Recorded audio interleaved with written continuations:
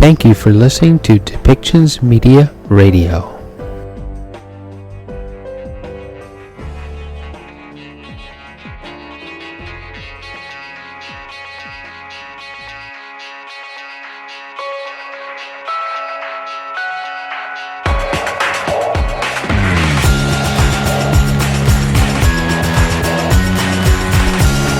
Welcome to Policy and Rights, the show about government policy and human rights.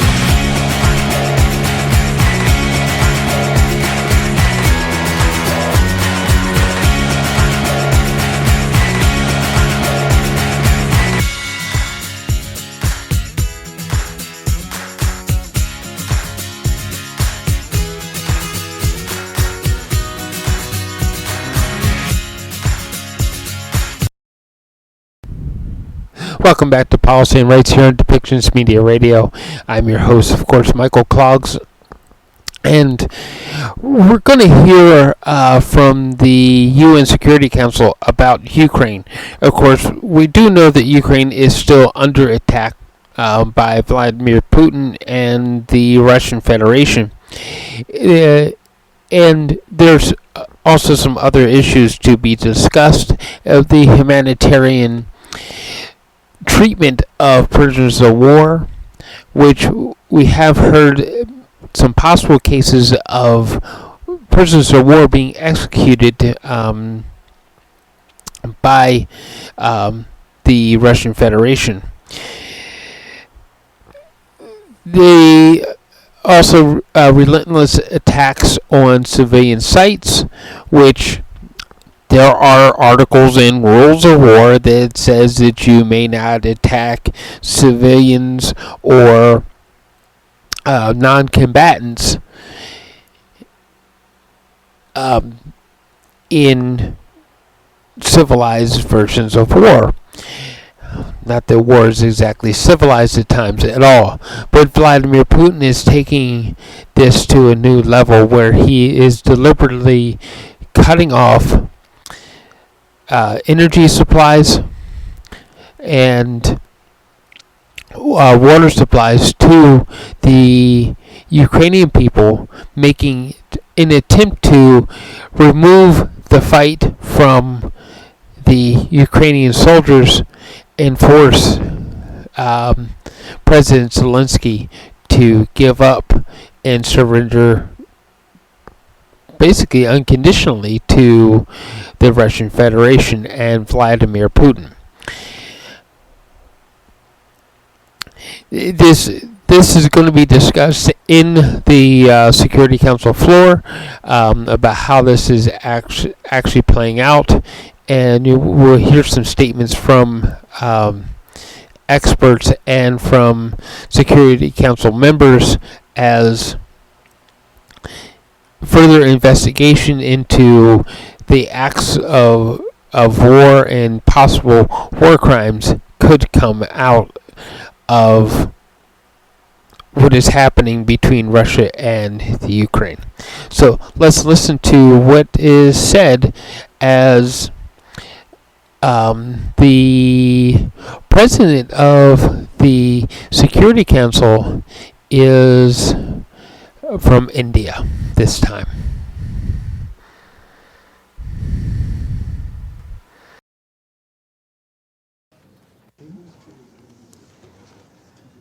The 9,208th meeting of the Security Council is called to order. The provisional agenda for this meeting is maintenance of peace and security of Ukraine. The agenda is adopted. In accordance with Rule 37 of the Council's Provisional Rules of Procedure, I invite the representatives of Germany, Latvia, Poland, and Ukraine to participate in this meeting. It is so decided. In accordance with Rule 39 of the Council's Provisional Rules of Procedure, I also invite His Excellency Mr. Olof Skog, Head of the Delegation of the European Union to the United Nations, to participate in this meeting. It is so decided. In accordance with Rule 39 of the Council's Provisional Rules of Procedure, I invite Mr. Martin Griffiths, Under Secretary General for Humanitarian Affairs and the Emergency Relief Coordinator, to participate in this meeting. It is so decided. The Security Council will now begin its consideration of item 2 of the agenda. I now give the floor to Mr. Martin Griffiths. Thank you very much, Madam President. Thank you for the opportunity to speak here on this very important occasion and on the issues of humanitarian assistance in Ukraine. I'll brief today, if I may, on the widespread death, destruction, displacement, and suffering caused by this senseless war, ongoing humanitarian operations, and the challenges that the humanitarian community continues to face.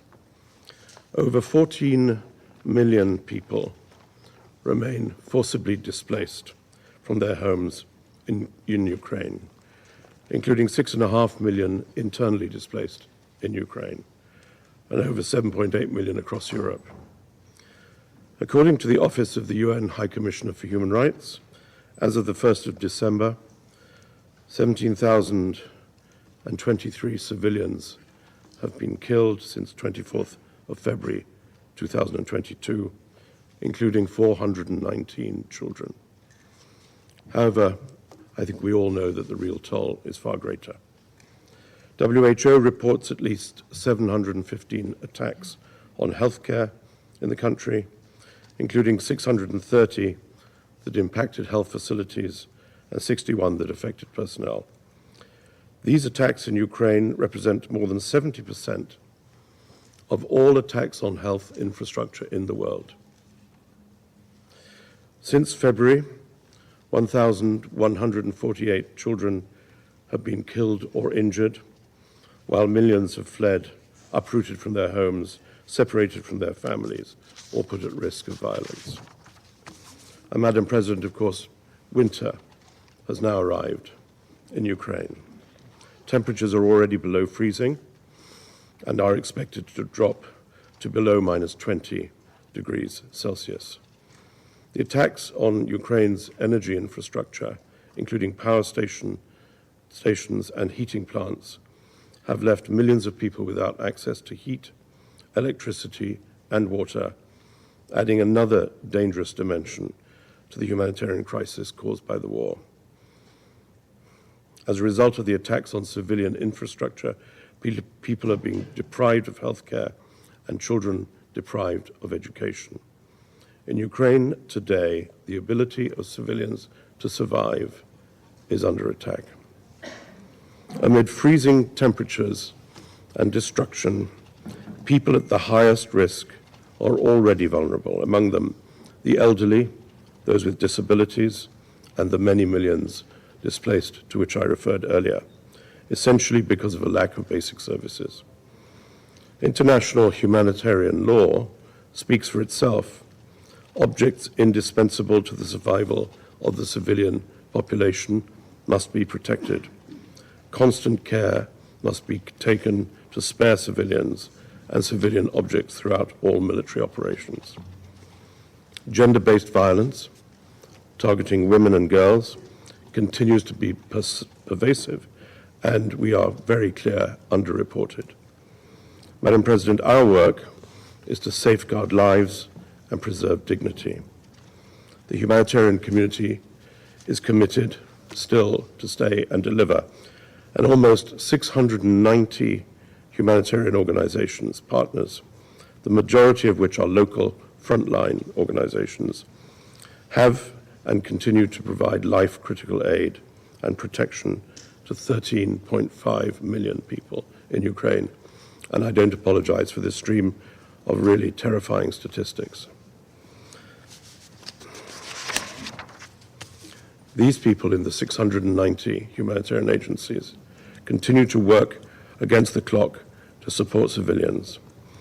And over the past few months in that context, in preparation for the winter, humanitarians have provided more than 630,000 civilians with different kinds of direct winter assistance, and 400 generators have been distributed to critical facilities.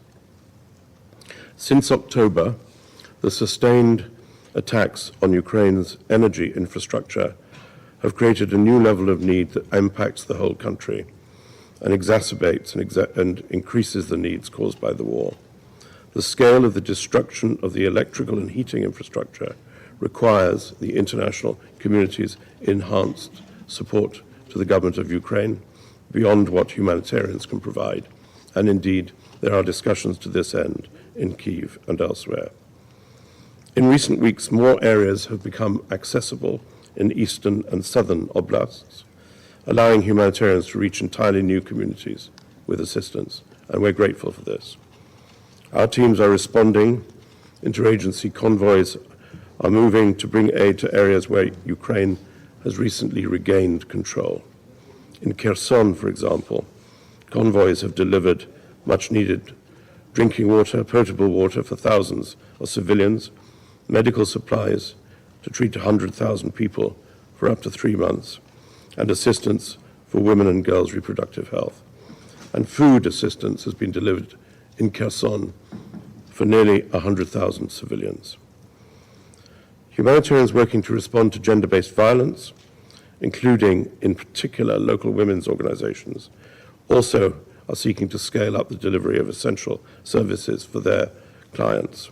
An integrated network of spaces and providers has been delivering survivor-centered services for women and girls, boys and men who have been subject to gender-based violence. And these efforts and activities, which began at the beginning of the war, continue. 765,000 children. It's very difficult to imagine this. 765,000 children have received psychosocial support to help them deal with the effects of war and displacement. Mobile teams are operating in centers for internally displaced and identifying, registering, assessing, and providing direct support to children with protection needs. None of this would be possible without the unprecedented member state and other donor support to the Ukraine Flash Appeal. And to date, we have received, as a result of that generosity, $3.1 billion of the $4.3 billion requested through the end of this year. To date, we have transferred almost $1 billion in humanitarian cash transfers to about 4.3 million people. Cash as a mode of delivery has come to its maturity in the case of the tragic events in Ukraine. More must be done, of course, to continue to close the funding shortfall, and we will soon be issuing plans for 2023. While there have been improvements, as I've said, in humanitarian access, the biggest challenge remains impediments to reaching areas in Donetsk, Luhansk, Kherson, and Zaporizhzhia. Discussions continue between the UN and the parties to facilitate unimpeded access in those areas. It's vital that we get the convoys through to deliver relief items. OCHA has, as we have discussed in this chamber, a presence in Moscow, and I continue personally to engage key interlocutors for access in Moscow, in Kyiv, and in meetings elsewhere. Today, of the 13.5 million people who have been reached with assistance since February, 1 million of them are in areas outside government of Ukraine control. They have been reached thanks to humanitarian partners positioned still in areas of Donetsk and Luhansk, where humanitarian operations had begun, of course, since 2014 as a result of the invasion. While we continue to provide support in these regions through these local partners, and there are still international staff in those areas, our response is neither regular nor at the right scale. Under IHL, again, all parties should allow, facilitate the rapid and unimpeded passage of humanitarian relief for civilians in need, and must ensure that their personnel have the freedom of movement required for their work. In areas where the government of Ukraine has recently regained control, the presence of landmines and explosive remnants of war is a major concern for communities and, of course, for humanitarians who serve them, and causes delay and impediments for the restoration of essential services, including electricity. States must bolster their support for clearance to prevent further casualties of these mines. This will ensure quicker, more effective access to livelihoods and essential services. And information on mines and used or abandoned explosive ordnance should be shared by those who know at the earliest possible time. Madam President, last week in Geneva, I launched the Global Humanitarian Overview, which is our annual assessment of global humanitarian needs for next year and how to respond to them. At the beginning of 2022, 274 million people needed humanitarian assistance. For 2023, the projected number has grown to 339 million, from 274 million to 339 million, an increase of about 24%. 65 million people have arrived at our doorstep, 1 in 23 people on this planet. And as we have said publicly, that's a population the size of the third most populous country in the world. This is a record appeal, and it would be difficult to get the adequate funding, but it's a stark reminder of how fast humanitarian needs are accelerating. And this is especially true for Ukraine. So I end partly about Ukraine, of course, and the urgent needs that we see as we move into winter, and as we see the damage to infrastructure, and as we see the potential for more displacement. But I place that within that larger context of a world gone mad, which sees 1 in 23 people in need of humanitarian assistance around the globe. It's a picture which is unimaginable. Thank you, Madam President. I thank Mr. Griffiths for his briefing. I now give the floor to those council members who wish to make statements. I give the floor to the representative of France. Madam President, I would like to thank Mr. Griffiths for his statement and all UN agencies for the operations they're conducting in very difficult conditions in Ukraine. Russia is continuing its aggression and is henceforth using winter as a weapon of war. France condemns in the strongest possible terms the ongoing attacks launched by Russia against the entire territory of Ukraine. Yesterday, they once again killed numerous civilians and damaged critical infrastructure. France expresses its condolences to the families and relatives of the victims. This systematic targeting, whilst temperatures are now below zero, reflects a clear desire of Russia to make the Ukrainian people suffer, to deprive them of water, of heating, and of electricity in the hope of undermining their resistance. The cost of war for children is terrible. More than 500 medical facilities are being attacked or destroyed, according to the WHO. Today, 3.3 million children need humanitarian assistance, according to UNICEF. 2/3 of children have been displaced and were, since the 24th of February, 2,500 schools were destroyed or damaged. 5 million children therefore do not attend school. France welcomes the work of UNICEF and UNESCO to enable these displaced children to have access to education, including remotely. France condemns all deliberate attacks against schools and hospitals. These acts are serious crimes punishable by international law, and they are part of grave violations established by this Council's resolutions. We are counting on the United Nations monitoring and communication mechanism to verify these violations and to attribute responsibility.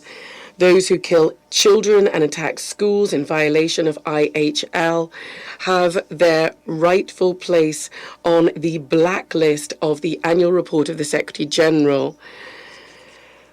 In this context, France will continue to lend its full support to Ukrainian justice and to international jurisdictions, starting with the International Criminal Court.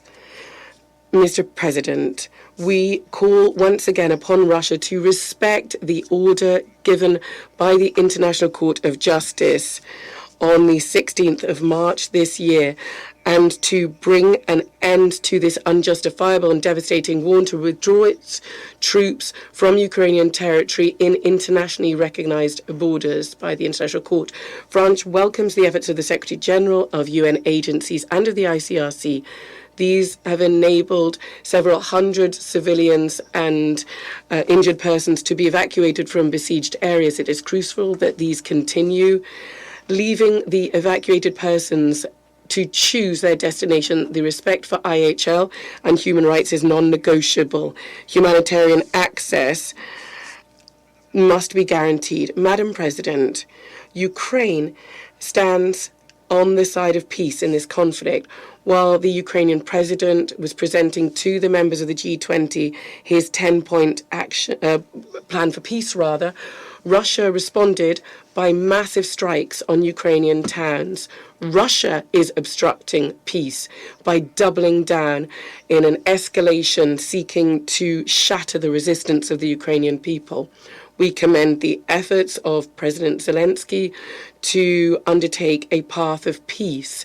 France stands ready to help it build a just and lasting peace. We remain fully mobilized to support Ukraine and the Ukrainian people, given the urgency of the situation. Whilst winter is setting in, France is co-organizing with Ukraine an international conference to support the resilience of the Ukrainian civil society on the 13th of December in Paris. The aim of the conference is to mobilize and coordinate assistance of the international community to help the Ukrainian population survive winter, with particular focus on 5 priority areas: energy, water, food and health infrastructure, and transport networks. Thank you very much. I thank the Ambassador of France for his statement. I now give the floor to the representative of Mexico. Gracias. Thank you, Madam President. We would like to thank Under Secretary General Martin Griffiths for his briefing. Mexico has taken note with great concern that, as was to be expected, the low temperatures are creating a new dimension in the humanitarian crisis being experienced by Ukraine. Unfortunately, the needs will continue to grow as the conflict continues and as winter advances. This scenario is also a result of the intense attacks against the electrical infrastructure in Ukraine, which has left more than 10 million people without electricity and very many more without heating. The efforts to repair the damage until now has been insufficient. As we've heard, the health sector is one of the most severely affected by the disruption in the electrical supply. 70% of the attacks against the infrastructure, the health infrastructure around the world, in recent months has occurred in Ukraine. It is reported that hospitals and medical centers are carrying out operations under very limited health standards due to a lack of water and because of the interruption in the electrical supply. It's difficult for these establishments to function properly without these basic supplies. Also, the large-scale destruction of basic infrastructure is creating a whole host of obstacles for the production of and acquisition of medical equipment and medicines. To this, we have to add that the health personnel has also been forced to abandon their work posts, including their homes, as part of the serious problem of internal displacement made worse by the energy crisis. All of this means that the civilian population, the main victim of the conflict, has increasing problems in accessing health services, and this is happening just at the time when those services are more necessary. We reiterate our urgent call for putting an end to these attacks and to step up efforts to rebuild the power grid in order to ensure the supply of priority services. It is particularly important to guarantee the electrical supply for the nuclear power stations of Zaporizhzhia and in the south of Ukraine in order to avoid a nuclear disaster. As we have underscored on other occasions, international humanitarian law is unequivocal in its provisions. They require the protection of civilians and goods that are of a civilian nature. We need to put an end to these attacks and limit, as far as possible, the effects of the hostilities on the civilian population. Madam President, the conflict has drastically changed the reality for millions of Ukrainian girls and boys. In addition to the problems in accessing health services that I indicated previously, there are more than 3.6 million minors being affected by the disruption in school services. Likewise, girls and boys represent almost 20% of the displaced population, which increases the risk of contracting diseases or being victims of violence or being subject to trafficking since they are separated from their families. These will also be the girls and boys, the children that will pay the highest price, those that are paying the highest price in terms of their mental health. We heard the Undersecretary General Griffiths refer to this.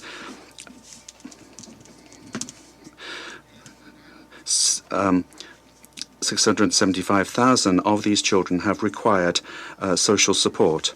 This is a great effort that is being conducted, but we have to still stress that it is estimated that double this amount, 1.5 million children, are at risk of suffering from depression, anxiety, post-traumatic stress, and other conditions which require interventions, mental health interventions, and that will be required for a long time.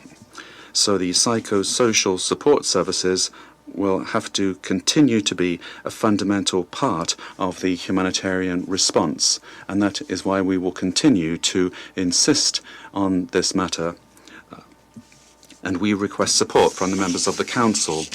It's also fundamental to make progress in the corresponding investigations to ensure accountability. In this regard, we will continue to closely follow the work of the International Criminal Court, an entity that is competent to conduct these tasks. Together with the efforts and the solidarity of the international community to assist the civilian population, we need to explore new options for mediation so that dialogue and diplomacy can play a greater part. That was the case of the Black Sea Grain Initiative, which has been so important for humanitarian purposes. But at the same time, it shows that there are ways to conclude agreements at the negotiating table. We reiterate, Madam President, our preparedness to work for the peace and stability in Ukraine, fully supporting its sovereignty, territorial integrity, and its political independence. Thank you very much. I thank Mexico for their statement, and I now give the floor to the representative of Gabon. Merci, Madame la... Thank you, Madam President. I would like to thank Undersecretary General Martin Griffiths for his briefing, and I welcome the participation of Ukraine, Latvia, Poland, Germany, and the European Union in this meeting. We continue to follow developments in the war in Ukraine, a war which is ongoing and intensifying given the scale of its destruction. All of this without the least encouraging sign of the willingness, even if it's minimal, to silence the guns. The war in Ukraine clearly is aggravating global humanitarian needs that are growing exponentially. The non-respect by the warring parties of international humanitarian law, which can be seen by the recourse to, or the threat of the recourse to, weapons of mass destruction, is only increasing the risks of this war. The effects are well known. Very many people displaced, the majority of them women and children, whose most basic needs are not being met. A commission of inquiry of the Human Rights Council refers to the multiplication of threats against the rights and lives of young people, made worse by the attacks on civilian infrastructure, which therefore are increasing the immediate humanitarian needs.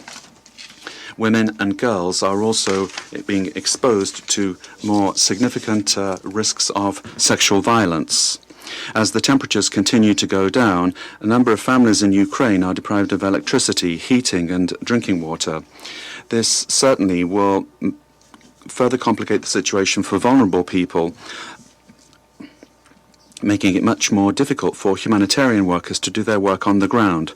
To date, more than 9.3 million people require food and subsistence assistance, and 14.5 million people are awaiting medical assistance, according to the last OCHA report.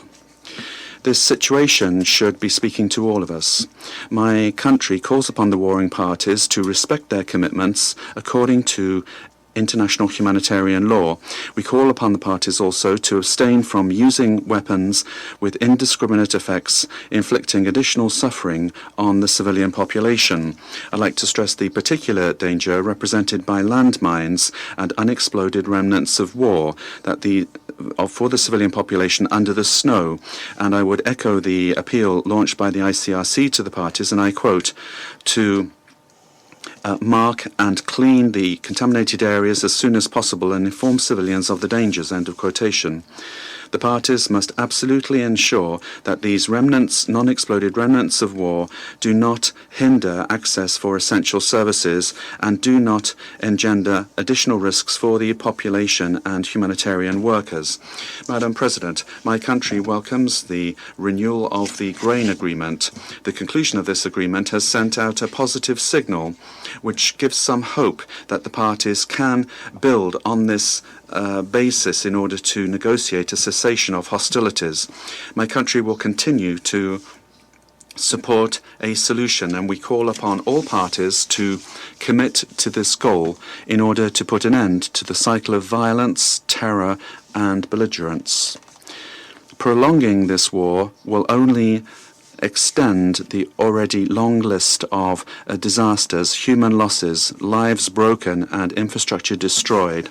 But it is also, and over and above all, the invisible wounds, rancor, animosity, which will make peaceful cohabitation an even more distant prospect. I'd like to exhort all of the parties to abstain from all radical rhetoric that will complicate the political issue.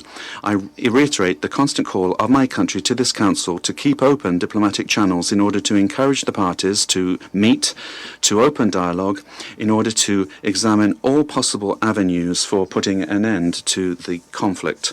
We are looking at all different initiatives that will offer mediation to encourage the parties to envisage the end of the war with the goal of lasting peace and peaceful cohabitation. Given the disarray and despair of the population already weakened by months of war, it is not enough to have more and more meetings to inform the international community without ever offering a genuine alternative to war. The time has come to negotiate the end of the war. The Council must now come back to its primary vocation, which is to work towards peace and security in the world. I thank you, Madam President. For their statement, and I now give the floor to the delegation of Brazil. Thank you, Madam President.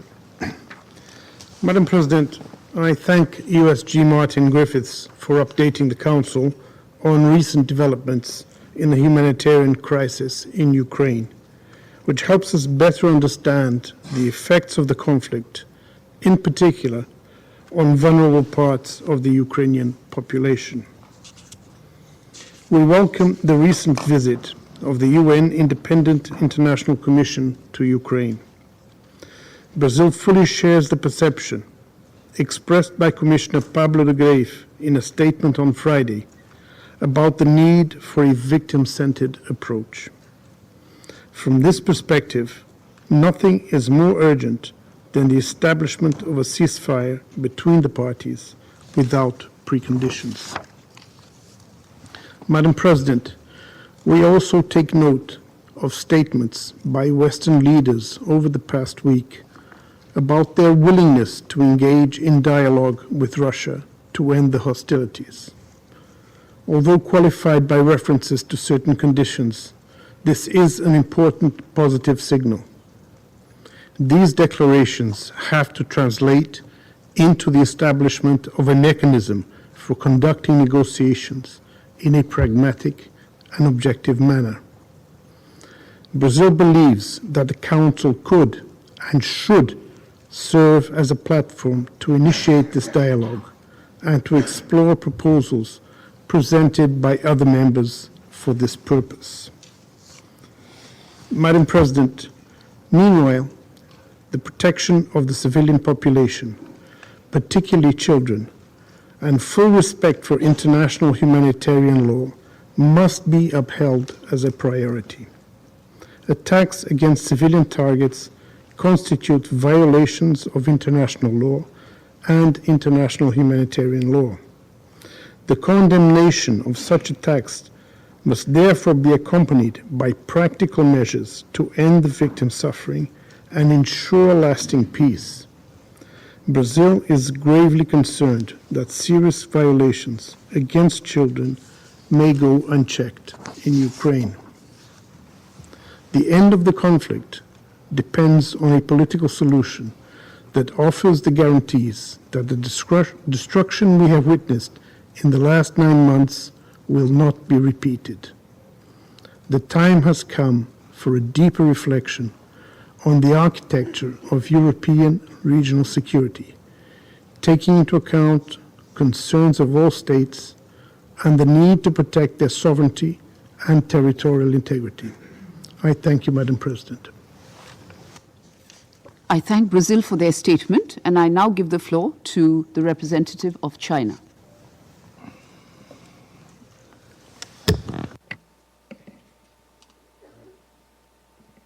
Madam President, I wish to thank USG Martin Griffith for his briefing. At present, the crisis in Ukraine is still unfolding. The humanitarian situation is deteriorating, and the spillover effects continue to expand. There is no winner in conflicts and wars, while bloodshed and confrontations will only bring suffering to the people. Resolving the crisis in Ukraine through political means is in the best interest of the countries concerned and in the common interest of all countries of the world. China calls on the international community to support all efforts in seeking peaceful resolution of the Ukrainian crisis, step up good offices and mediation, and encourage parties concerned to restart negotiations as soon as possible so as to achieve a ceasefire and cessation of hostilities at an early date. Madam President, in the face of a global and compound crisis such as the one in Ukraine, we must adhere to the people-centered approach, prioritize humanity, and spare no effort in mitigating the spillover effects of the crisis. In this connection, I would like to highlight the following 4 points. First, to reduce humanitarian cost. Parties to the conflict should strictly uphold international humanitarian law, avoid launching attacks on civilians and civilian infrastructure, safeguard the normal operation of key public services such as energy, healthcare, and education, and resolutely eliminate security risks in nuclear facilities and supplies. The recent widespread power outage in Moldova was a cause for concern. Parties concerned shall exercise prudence and restraint by preventing the spillover of the war to its neighbors. In particular, avoiding misunderstanding and miscalculations while being vigilant of the risk of bloc confrontation. Second, to step up humanitarian assistance. The people of Ukraine are experiencing the dual challenges of war and a tough winter, with severe shortages of water, electricity, and heating supplies, and a significant increase in humanitarian needs. The international community and humanitarian agencies should help Ukraine repair damaged infrastructure as soon as possible, provide winter supplies and heating equipment to the Ukrainian people, and address the basic livelihood needs of vulnerable groups such as refugees and displaced persons. Children are most vulnerable to attacks and injuries in armed conflicts and should therefore be given priority protection. China calls for full consideration of the special needs of children in humanitarian operations, the provision of targeted assistance, and the prevention and elimination of violations against children. Third, to manage and control the spillover effects. The current global food and energy crises are not about production and demand, but about the supply chain and the disruption of international cooperation. China resolutely opposes the attempt to politicize food and energy issues and use them as tools and weapons, and calls for the removal of unilateral sanctions. Instead, we should maintain the momentum of global economic recovery and reduce the impact of the crisis on developing countries' implementation of the 2030 Agenda. We are pleased to see the renewal and continued implementation of the Black Sea Grain Initiative, and welcome Russia's donation of fertilizers to developing countries with food shortages. We thank the UN for coordinating this effort. Fourth, to respect the rights of prisoners of war. According to the Third Geneva Convention, prisoners of war are entitled to humane treatment and protection from torture, ill treatment, and other harm. Parties to the conflict should strictly uphold relevant international law and respect the basic rights of POWs. China welcomes the recent repeated exchanges of POWs between Russia and Ukraine and commends the UAE's invitation to both sides to discuss POWs and ammonia exports. We hope these positive contacts and interactions will help both sides build mutual trust and lay the foundation for the gradual resumption of negotiations.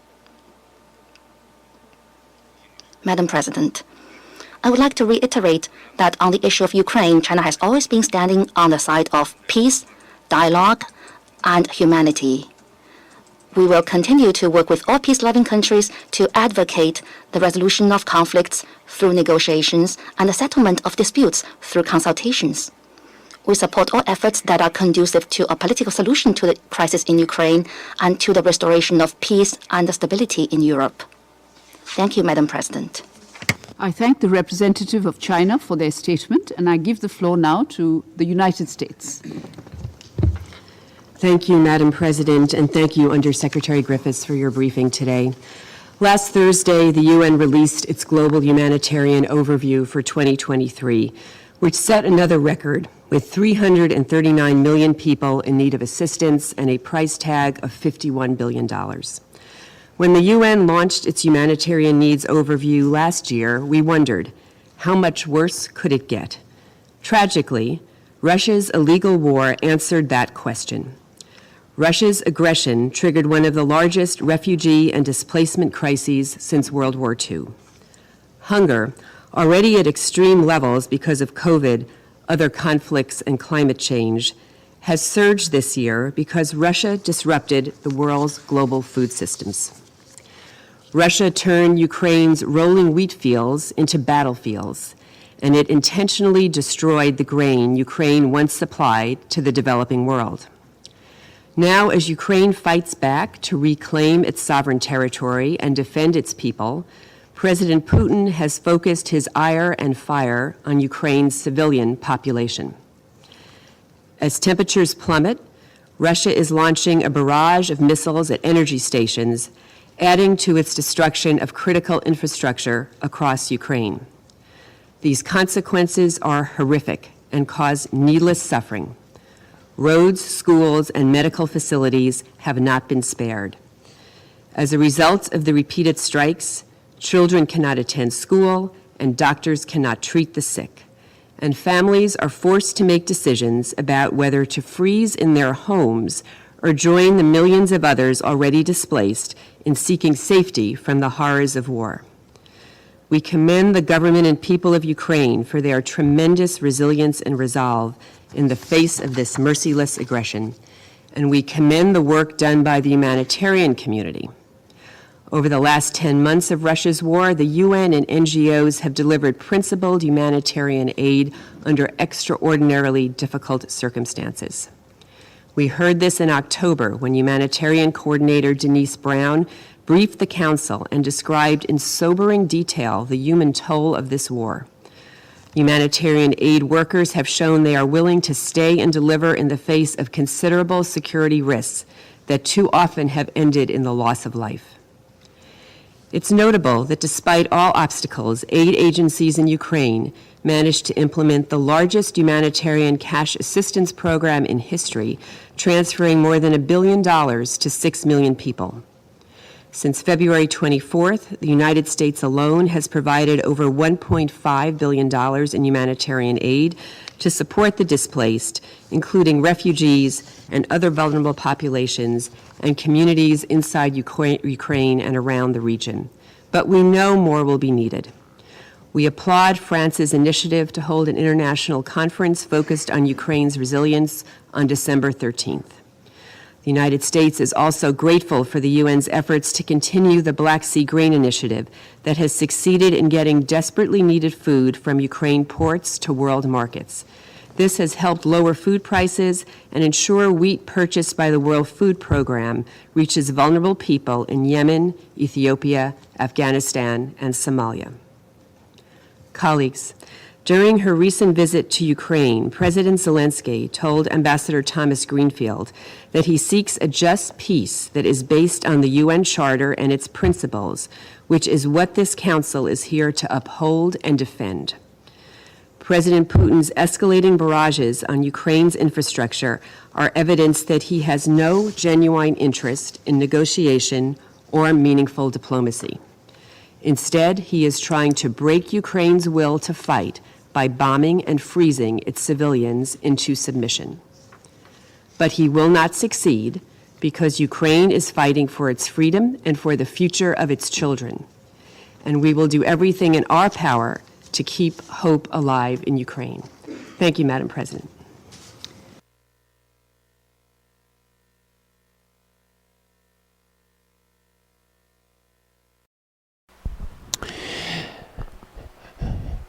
You know,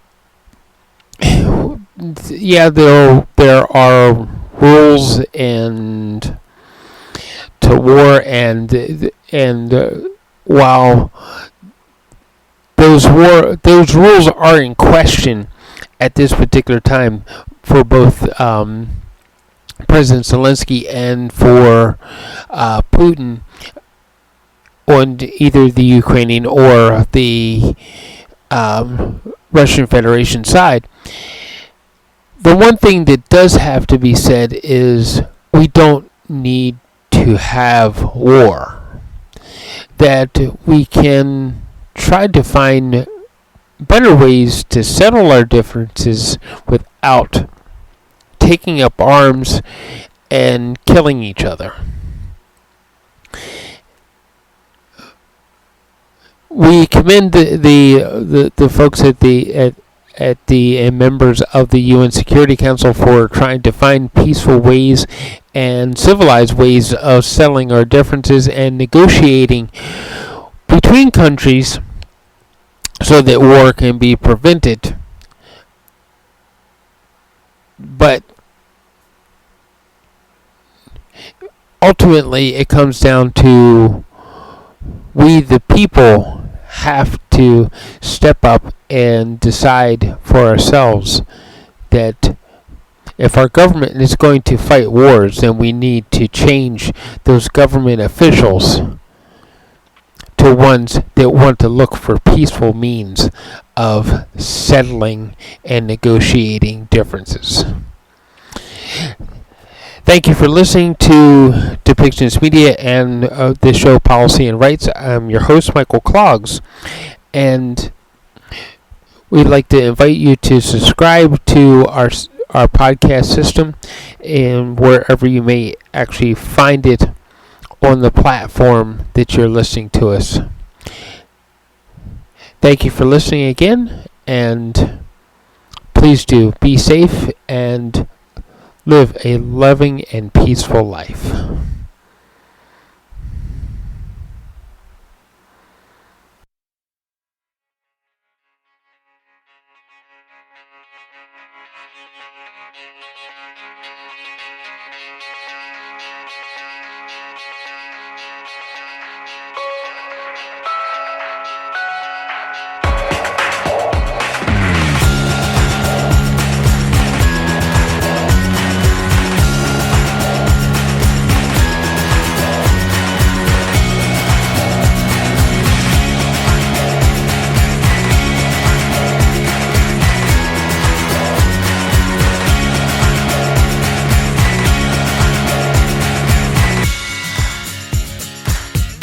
This show has been produced by Depictions Media.